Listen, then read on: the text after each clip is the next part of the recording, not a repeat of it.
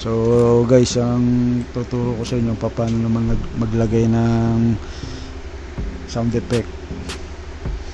Sa sound effect guys, kakailanganin natin ng timing. So ito, sample natin.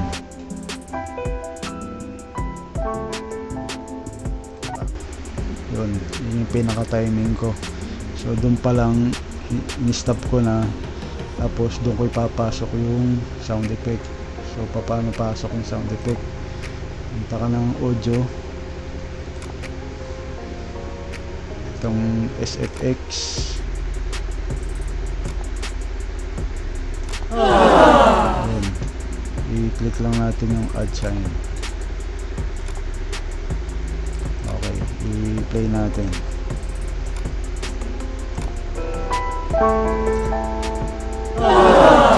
Ayun. So yan, kailangan ng timing kasi dyan. Usog natin ng konti. Ayan.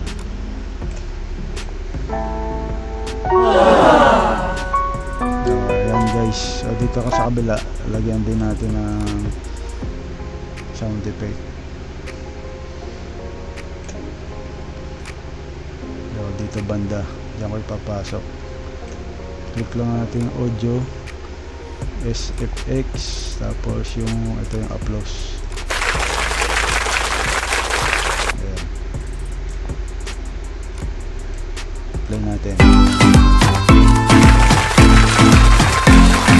Na ano nyo, rinig nyo, patasin natin.